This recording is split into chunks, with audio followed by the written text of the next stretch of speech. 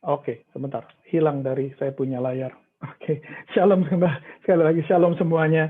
Sebelumnya saya ingin mengucapkan selamat hari Natal buat semuanya di sini. Ya, saya lihat tadi ada yang dari ada teman saya dari Amerika bahkan juga datang, selamat datang. Juga dari Jakarta, ada beberapa hamba Tuhan juga dari Jakarta, ada Ibu Ana, ada Pastor Yakub, kemudian kalau nggak salah ada Pastor Daniel juga.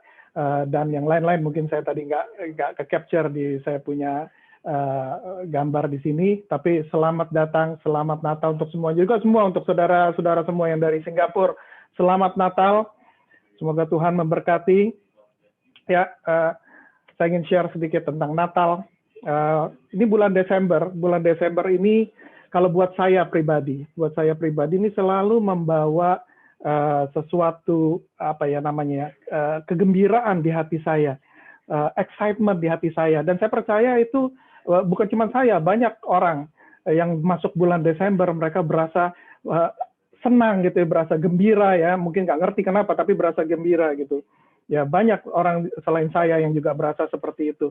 Mungkin karena Desember, mungkin itu identik dengan liburan, masa liburan. Jadi kalau masa liburan during holiday period, holiday season ya, jadi berasanya kepingin liburan, jadi kepingin happy gitu ya. Mungkin juga karena di bulan ini biasanya kalau udah masuk bulan Desember, ya Singapura tuh biasanya panas, atau Jakarta juga saya tahu biasanya panas. Tapi kalau udah mulai masuk bulan Desember, itu biasa udaranya lebih sejuk ya. Jadi hatinya jadi nggak panas gitu ya, kayaknya sejuk gitu ya. Mungkin kalau mau masuk bulan Desember seperti itu. Juga kalau kita kemana-mana, itu biasanya apakah kita ke shopping mall, department store, kita kemana-mana, gitu kita lihat banyak hiasan Natal, lampu-lampu gitu. Kita yang kemarin ini saya pergi ke Orchard Road, banyak lampu gitu ya. Terus meriah sekali. Jadi kayaknya suasananya berbeda. Kita ke shopping mall juga lihat lampu, lihat pohon Natal, dan juga kemana-mana kita pergi, kita sering mendengar lagu-lagu Natal. Kalau saya nggak tahu kalau saudara ya, kalau saya mendengar lagu Natal tuh kayaknya ada kedamaian gitu. Ya walaupun terus terang lagu-lagu Natal yang zaman sekarang kayaknya nggak ada hubungannya sama Christmas sebetulnya. Tapi kalau mendengar lagu Natal, pokoknya dengar kata Christmas gitu kayaknya ada kedamaian gitu ya. Itu kalau saya pribadi. Dan di bulan Desember ini, highlightnya itu memang Natal. Natal tuh highlight untuk bulan Desember. Oke, untuk saya pribadi, salah satu highlight lagi ya itu adalah ulang tahun istri saya di bulan Desember. Ya, tapi untuk banyak orang itu highlightnya adalah Natal. Biasanya sambil menanti-nantikan hari Natal, banyak orang tuh sudah mempersiapkan banyak hal. Udah ada yang book restoran, buat Christmas lunch, buat Christmas dinner, juga banyak yang sudah arrange acara gitu ya, pesta-pesta, makan-makan bersama teman-teman, undang orang ke rumah gitu ya. Mungkin tahun ini mungkin agak berbeda karena situasinya agak berbeda. Tapi biasanya seperti itu, kami juga biasanya seperti itu ya, buka rumah, nanti undang-undang orang, ramai-ramai, senang merayakan Natal bersama gitu. Ya, benar perayaan Natal yang sebetulnya, kalau kadang-kadang saking sudah hebohnya Natal, kadang-kadang kita lupa ya, perayaan Natal itu sebetulnya memperingati kelahirannya Yesus. Atau kalau bahasa kerennya, birthday-nya Yesus, ya kan? Ya kita bilang kita memperingati birthday-nya Yesus. Dan peringatan birthday-nya Yesus, hari kelahiran Yesus ini ternyata dirayakan bukan hanya untuk orang Kristen. Semua orang di dunia ini merayakan. Apakah mereka merayakan karena ngerti atau enggak, atau hanya karena pesta-pestanya, saya nggak tahu. Tapi banyak orang yang merayakan. Buat kita, sebenarnya kita harus merayakan karena kita merayakan hari kelahiran Yesus, birthday-nya Yesus. Ya. Nah, salah satu highlight biasanya dalam acara Natal itu adalah acara tukar-tukaran kado. Ya, nggak tahu saudara saya rasa banyak, especially yang family ya. Biasa kita mempersiapkan kado buat anak-anak kita, buat orang tua kita. Ya, anak-anak saya sekarang sudah gede, jadi mereka pilih kado mereka sendiri. Gitu. Jadi saya nggak usah milih. Ya udah bawa ke shopping mall, apa yang kamu mau lihat itu jadi Christmas present ya. Nanti kalau anak saya sudah gede, bahkan mereka wrap sendiri Christmas present-nya, ya. Kemudian nanti waktu dibuka, mereka, ini yang saya mau. Iya tentu aja yang kamu pilih sendiri kok. Tentu itu yang kamu mau kan. Ya kan orang milih sendiri, wrap sendiri, buka sendiri, senang sendiri gitu ya. Ya, buat orang tuanya Orang tua juga begitu, kadang kita cari juga kado-kado yang terbaik buat kita, kemudian kita bungkus sendiri, kemudian nanti waktu acara Natal kita buka, ini dari anak-anak kita, gitu. Padahal kita sendiri yang beli sebetulnya, ya. Tapi itulah, ya itu highlight di acara Natal, ya, saling berbagi gitu ya. Kadang-kadang istri saya juga gitu, beli kado Natal sendiri, ini dari suami saya nggak tahu pilih-pilih, pokoknya begitu dibuka, iya senang, sayanya agak nggak begitu senang mungkin, tapi dianya senang gitu ya. Ya, oke, pokoknya itu acaranya lah, acara tuker-tukeran Natal. Ya, nah biasanya di acara Natal, ya kalau kita ada kumpul-kumpul seperti biasa, ya mungkin tahun ini mungkin agak sulit, tapi biasanya kalau kita kumpul-kumpul, kita ada tuker-tukeran kado gitu ya. Nah biasanya semua orang yang datang ke acara perayaan Natal, mereka bawa kado, dan setiap orang akan menerima kado juga, ya. Setiap orang bawa kado dan setiap orang menerima kado, makanya namanya tuker-tukeran kado, ya. Tapi nggak seperti di acara birthday yang biasanya. Di acara birthday-nya Yesus, ya di acara birthday-nya Yesus, ya semua orang dapat kado kecuali yang berulang tahun, ya.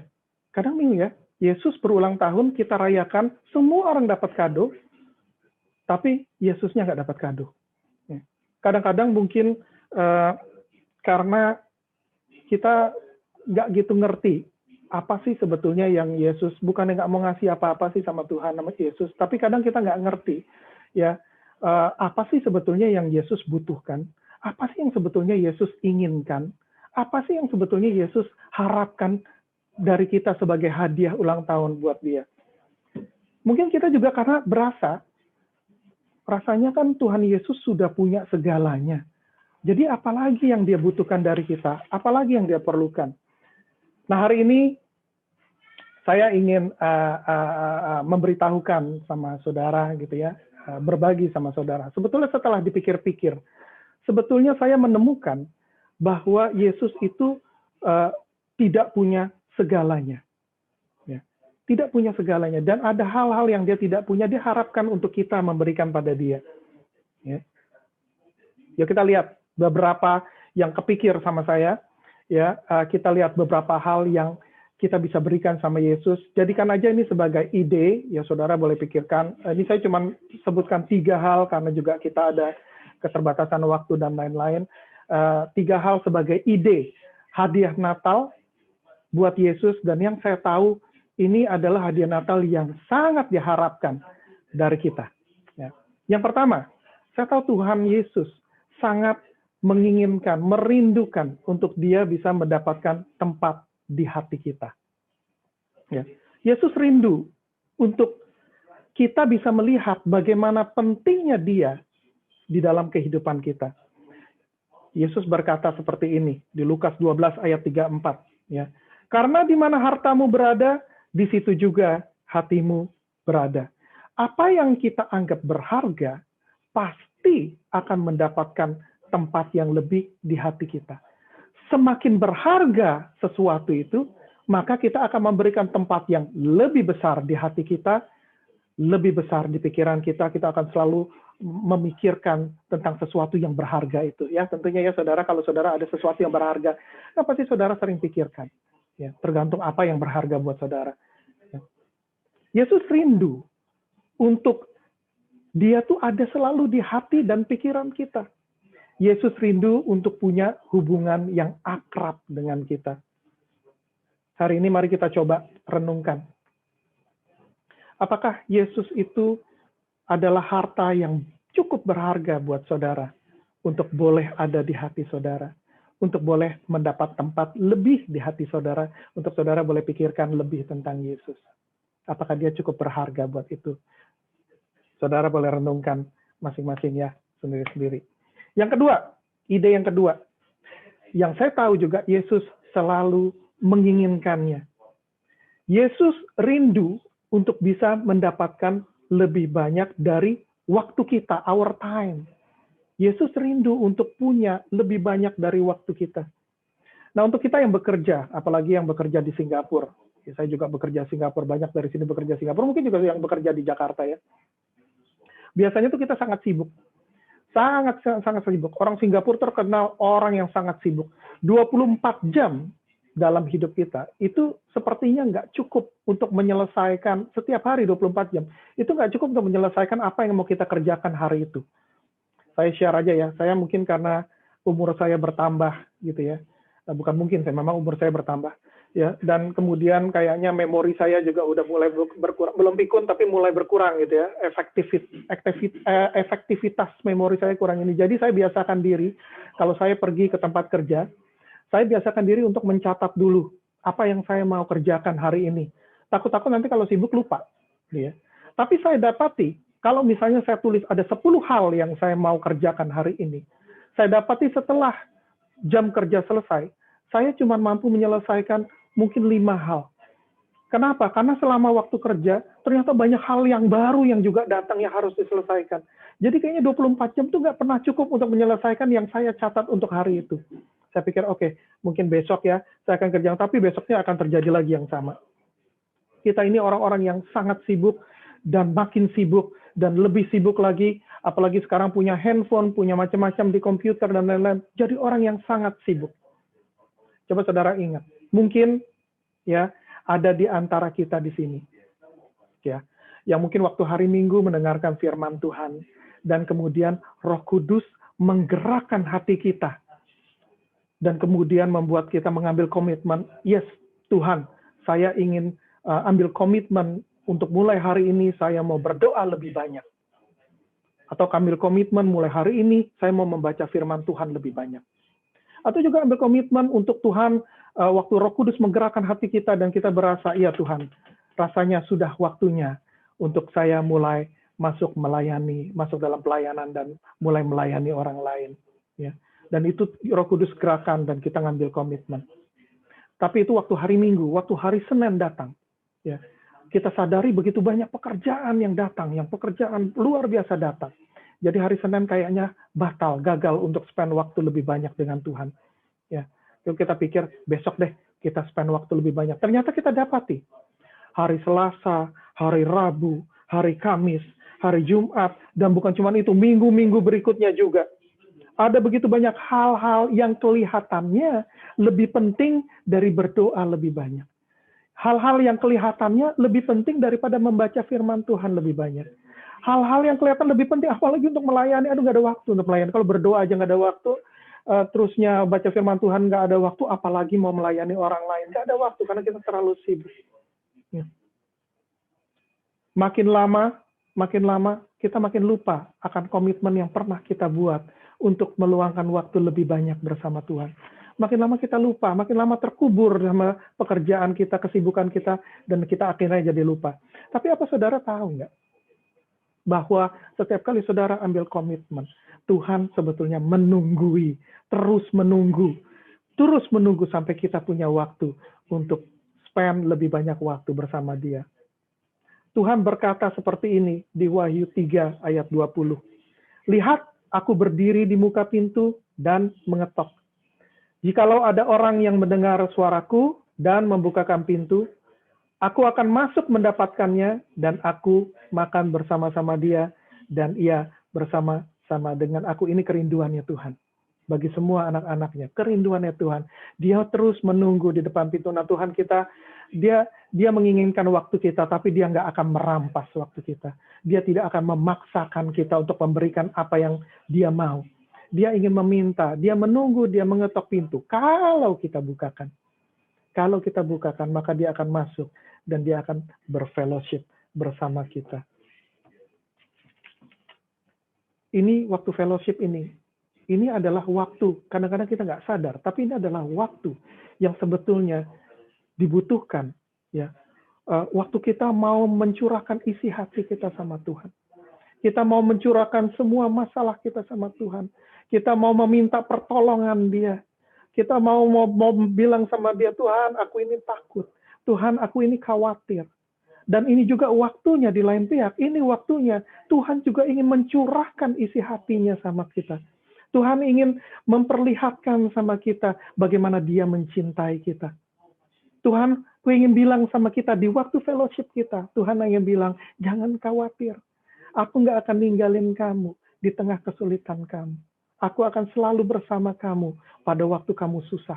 Pada waktu kamu jatuh, aku ada di sana menolong engkau. Itu waktunya Tuhan memberikan assurance sama kita. Waktu kita meminta sama Tuhan, waktu Tuhan memberikan assurance, keyakinan pada kita bahwa Dia mendengar doa-doa kita. Ya, Dia ingin waktu fellowship ini bersama kita. Dia sangat merindukan waktu fellowship bersama kita. Tapi saudara, waktu saya ngomong bahwa Tuhan kepingin sekali spend waktu sama kita. Waktu saya bilang tadi, Tuhan kepingin sekali untuk punya fellowship sama kita. Saudara jangan salah pikir. Saudara jangan berpikir bahwa, aduh Tuhan itu seperti orang tua ya, yang kesepian gitu. Yang mungkin anak-anaknya sudah pada pergi kemana-mana, sudah sadar meninggalkan rumah, jadi kesepian. Jadi dia kepingin sekali mendapatkan waktu sama kita. Tuhan tidak seperti itu. Tuhan tahu sesuatu yang kita nggak begitu tahu. Tuhan tahu satu hal, di waktu fellowship kita, di waktu kita meluangkan waktu bersama Tuhan, itu waktunya iman kita akan dibangun. Itu waktunya fondasi kita akan dibentuk sama Tuhan. Itu waktunya waktu kita akan mulai bertumbuh. Pada waktu kita meluangkan waktu kita yang banyak sama Tuhan.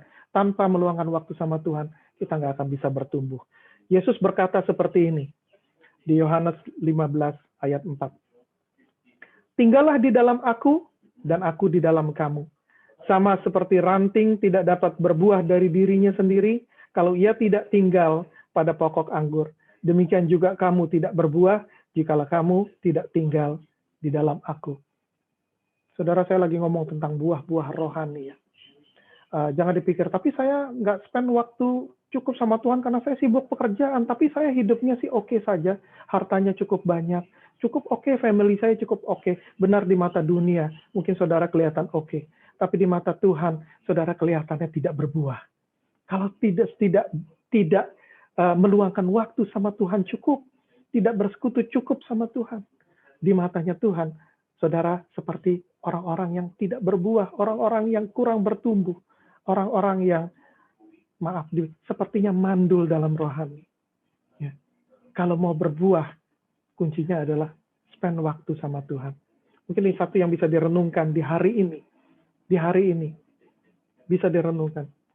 Apakah saudara bisa meluangkan waktu lebih banyak untuk Tuhan? Bisa nggak meluangkan waktu? Ambil komitmen baru, meluangkan waktu mulai hari ini, Tuhan, aku mau berdoa lebih banyak. Mulai hari ini, Tuhan, aku mau bersekutu dengan Engkau lebih banyak. Tuhan, mulai hari ini aku ingin membaca firman-Mu lebih banyak. Bisa atau enggak? Sebagai ide aja ya, renungkan saja. Oke, yang berikutnya. Yesus rindu untuk memiliki kepercayaan kita. Dia rindu untuk kita bisa mempercayai firman-firman-Nya. Dia rindu untuk kita bisa mempercayai janji-janjinya. Dia rindu untuk kita bisa mempercayai rencana-rencananya dalam hidup kita.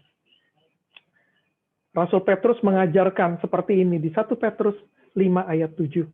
Serahkan segala kekhawatiranmu kepadanya, sebab ia yang memelihara kamu. Ini Rasul Petrus mengajarkan, aduh kalau kamu punya masalah, serahkan segala khawatirmu kepada Tuhan. Sebab Tuhanlah yang akan memelihara hidupmu.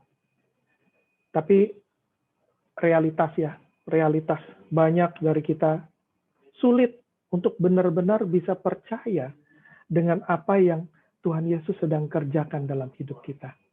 Ini realitas. Kalau keadaan lagi senang sih beda. Kalau keadaan lagi senang, itu tidak susah untuk mengamini firman Tuhan. Jadi dengar firman, ini kalau keadaan lagi senang ya. Dengar firman Tuhan, kita dengar terus, amin, amin ini pasti paling keras kalau keadaan lagi senang. Ya, amin. Nggak susah untuk mengamini firman Tuhan kalau keadaan lagi senang. Kalau semuanya dalam hidup kita dalam keadaan baik, sepertinya kita tidak terlalu dituntut untuk mengimani firman Tuhan. Mengamininya gampang, mengimaninya tidak terlalu dituntut. Ya, kalau keadaan lagi senang. Tapi kalau keadaan sedang menghadapi badai, apakah itu badai dalam kesehatan, apakah itu badai dalam keuangan, apakah itu badai dalam pernikahan, apakah itu badai dalam hubungan kekeluargaan, apakah itu badai apapun dalam pekerjaan. Begitu kita masuk dalam badai, yang tadinya kita bilang amin dengan keras, kadang-kadang sulit untuk mengucapin amin waktu dengar janjinya Tuhan. Kadang-kadang sulit waktu kita masuk ke dalam badai, sulit untuk berserah penuh dan percaya bahwa Tuhan punya rencana yang baik. Kalau waktu kita masuk ke badai, rasanya sulit buat kita untuk percaya bahwa God is in control. Begitu masuk badai, riuh rendah, angin luar biasa, keadaan tidak menyenangkan, sulit untuk kita berasa bahwa God is still in control. Tapi saudara tahu, justru di dalam kesusahan kita, Tuhan Yesus bisa melihat jelas seberapa besar kita percaya pada Dia. Dalam kesulitan, Tuhan Yesus bisa melihat seberapa besar kita percaya pada Dia. Saya ingin memberikan satu kesaksian. Ini berapa waktu yang lalu, sebelum berapa waktu yang lalu ya, di ruang kerja saya, itu saya taruh banyak sekali firman Tuhan, dekorasi-dekorasi, pajangan-pajangan, lukisan, gambar-gambar yang ada firman Tuhannya. Dan saya taruh ini di berbagai tempat di ruang kerja saya. Ini untuk waktu saya lihat, waktu saya baca, untuk menginspirasi saya, untuk menguatkan saya, untuk menghibur hati saya.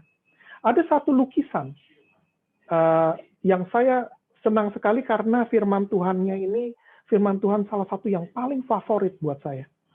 Ya. Paling favorit buat saya. Dan lukisan ini cukup besar. Saya taruh di dinding, persis lokasinya. Kalau ada yang pernah datang ke ruang kerja saya, mereka pasti pernah lihat lukisan ini. Persis waktu saya masuk ke ruang kerja, di depan pintu, itu ada tembok. Dan di tembok itu ada lukisan ini. Dan firman Tuhan yang tertulis di lukisan itu adalah dari Mazmur 46, ayat 10a. Yang bilang seperti ini, "Be still and know that I am God." Waktu saya lihat di toko lukisan ini, hati saya sudah begitu tertarik. Karena sepertinya kata-kata firman Tuhan di lukisan itu berbicara secara pribadi sama saya. Kata-kata itu bilang, "Be still and know that I am God." Ada lukisannya di tengah kekeringan dan lain-lain. Ya, saya taruh persis di depan ruang kerja saya, di depan pintu. Jadi waktu saya masuk ke ruang kerja saya, apapun keadaan saya akan lihat lukisan ini, saya akan lihat firman Tuhannya, memberikan kedamaian, karena sepertinya Tuhan bilang, apapun keadaanmu, jangan khawatir, I am in control. Jangan khawatir, I am in control. Ya.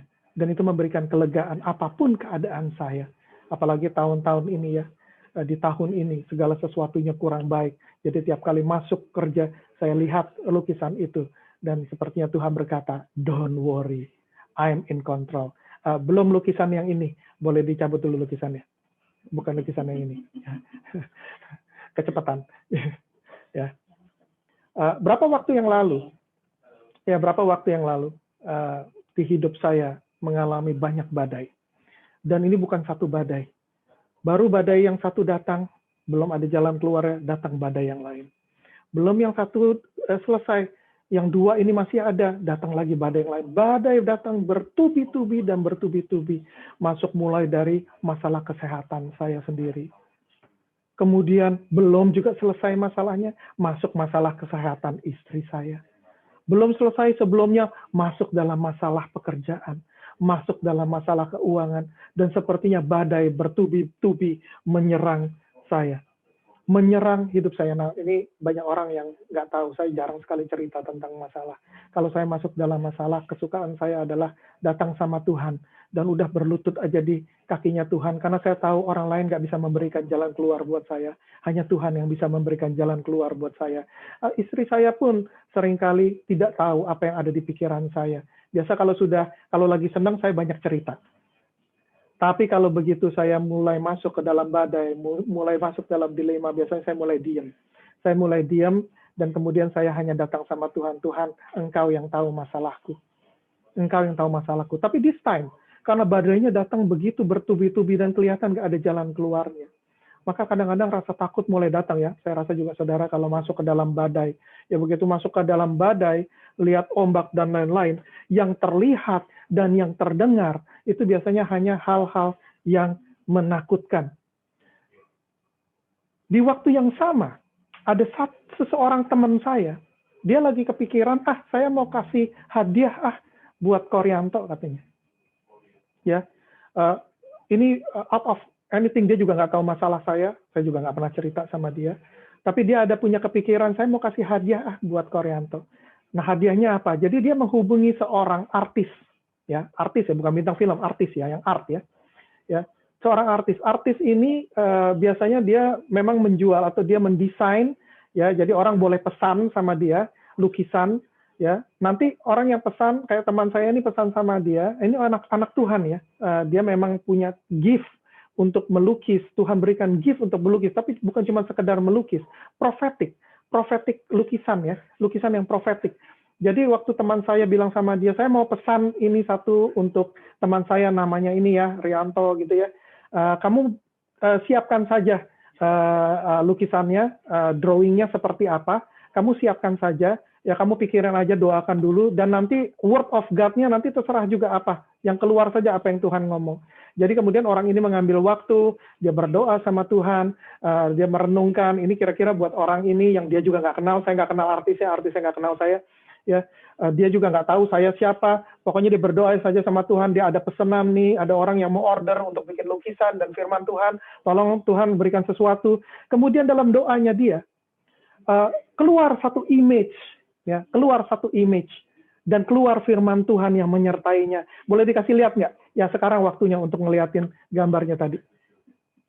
Ya, nah ini yang keluar di pikiran dia, keluar di hati dia gambar ini, gambar ombak yang luar biasa, Nah, orang kalau masuk ombak, ya, kalau lagi masuk badai, ini yang kelihatan nih, ombak, angin dan lain-lain seperti itu. Tapi kali ini Tuhan memberikan sedikit insight yang saya percaya karena dia melukis untuk saya percaya ini Tuhan pesannya untuk saya. Di balik ombak, Tuhan berikan sedikit penglihatan bahwa di balik ombak, di balik badai, itu ada air yang tenang, ada langit yang cerah, ada matahari yang terik, yang sinarnya luar biasa, ada ketenangan, ada kedamaian di balik ombak. Wah, waktu kita masuk ombak, ya, kita nggak begitu ngerti. Kita nggak lihat ini yang di belakang layar. Tapi untuk lukisan ini, Tuhan ingin berkata sesuatu. Ada sesuatu di balik ombakmu. Waktu engkau bisa keluar dari ombakmu, maka engkau akan menemukan yang ini. Ada ketenangan, ada matahari, ada langit yang cerah. Ya. Lewat Nabi Yeremia, Tuhan memberitahukan pada kita bahwa rancangannya Tuhan itu rancangan damai sejahtera dan bukan rancangan kecelakaan. Tuhan punya rencana untuk masa depan kita yang penuh dengan pengharapan.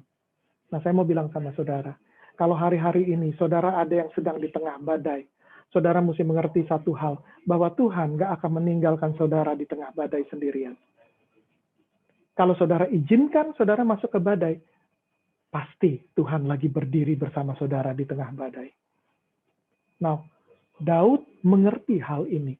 Makanya dia berkata, di dalam lembah kelam sekalipun, engkau gak pernah meninggalkan aku Tuhan. Daud mengerti di dalam lembah kelam dia, Tuhan tidak pernah meninggalkan dia. Rasul Petrus di tengah badai, dia mulai tenggelam. Tadinya dia lihat Yesus, tapi kemudian pandangannya tertutup oleh ketakutan dia. Dan dia mulai tenggelam, dia berasa sendiri. Tapi walaupun dia tidak lihat Yesus, bukan berarti Yesus tidak berada di sana bersama dia.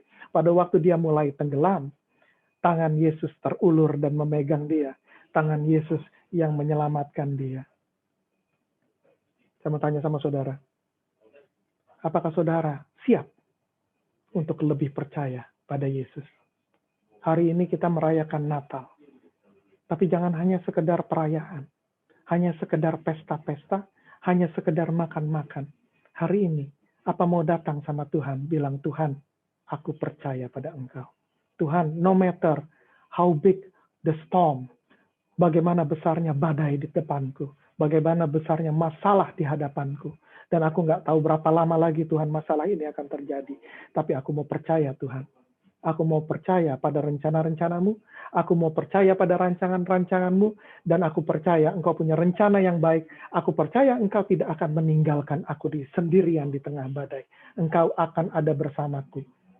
Dan kita bisa bilang, Tuhan, kalau Engkau bersamaku, apa yang aku takuti? Hari ini, saudara renungkan, apakah bisa ambil komitmen untuk bisa lebih percaya sama Tuhan Yesus. Bisa ambil komitmen, jangan terlalu khawatir dalam hidup. Ambil komitmen, Yesus datang supaya dia angkat beban kita. Ambil komitmen, Tuhan, aku mau kasih kepercayaanku lebih kepada Engkau, Tuhan. Mulai hari ini, berikan sebagai hadiah buat Tuhan. Amin. Segitu saja firman Tuhan yang saya mau sampaikan. Nah, saya percaya waktu saya sedang berbicara. Saya percaya satu hal, Roh Kudus juga sedang berbicara pada saudara. Saya cuma memberikan 3 ide, tapi saya percaya setiap di dalam pribadi saudara, Roh Kudus sedang berbicara tentang hal-hal lain yang Tuhan sedang minta untuk saudara berikan pada Yesus. Yesus nggak akan memaksa. Yesus nggak pernah memaksa untuk kita memberikan hati kita. Yesus nggak akan pernah memaksa untuk kita memberikan waktu kita. Yesus nggak akan memaksa untuk kita memberikan kepercayaan kita. Yesus hanya bisa menunggu dan mengharapkan. Pilihannya ada di tangan kita. Mudah-mudahan hari ini saudara akan memilih untuk memberikan yang terbaik, hadiah yang terindah buat Yesus. Amin. Amin. Oke, mari kita berdoa. Sebentar kita akan berdoa, kemudian kita akan tutup dengan doa berkat. Ya, mari kita tundukkan kepala, tutup mata saudara, kita berdoa sebentar. Ya Tuhan Yesus, terima kasih ya Tuhan, kami mengucap syukur untuk hari ini ya Tuhan. Untuk hari ini ya Tuhan. Tuhan, kami nggak hanya ingin merayakan hari ini seperti Natal yang perayaan dan pesta-pesta dan lain-lain dan senang-senang. Tapi Tuhan, di hari ini ya Tuhan, kami ingin merenungkan ya Tuhan Yesus. Apa sih makna Natal? Apa sih makna dari kedatangan-Mu ya Tuhan Yesus? Apa sih yang Kau janjikan lewat kedatangan-Mu ya Tuhan? Kami ingin bersyukur kepadamu ya Tuhan, tapi bukan cuma sekedar bersyukur. Tuhan, ada kerinduan di hati kami. Kalau berkat-Mu yang begitu melimpah di hidup kami ya Tuhan, Tuhan begitu besar Tuhan, kami nggak bisa bilang tidak ada berkat di hidup kami. Berkat-Mu melimpah-limpah ya Tuhan. Hari ini ya Tuhan, kami juga ingin ya Tuhan,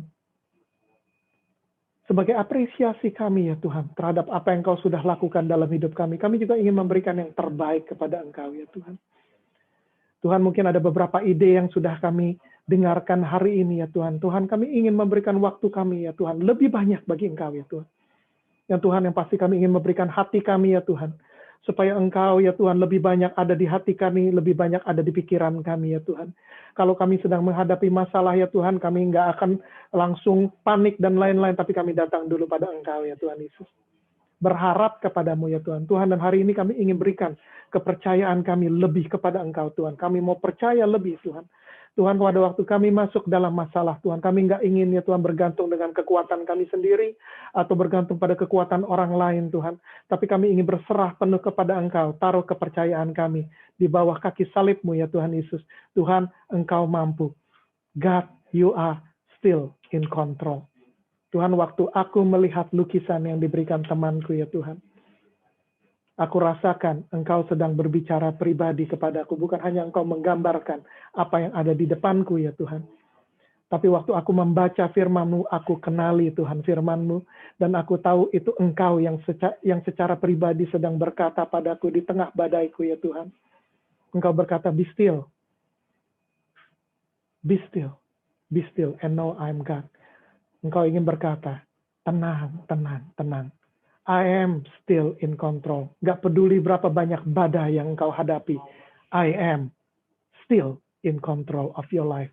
Don't worry. Don't worry. Tuhan, aku pegang janji-Mu. Dan hari ini aku percaya firman-Mu yang sama sedang berkata secara pribadi pada banyak orang di tempat ini ya Tuhan. Dan ya Tuhan, biar mereka tangkap ya Tuhan. Biar mereka tangkap ya Tuhan kata-kata-Mu. Dan mereka imani apapun masalah mereka ya Tuhan. Apapun masalah mereka, biar mereka mengerti. Dan mereka nggak worry, mereka nggak khawatir. Karena Engkau tetap in control ya Tuhan Yesus. Terima kasih ya Tuhan. Thank you Jesus. Terima kasih ya Tuhan untuk hari ini. Terima kasih untuk acara ini ya Tuhan. Semuanya kami berikan.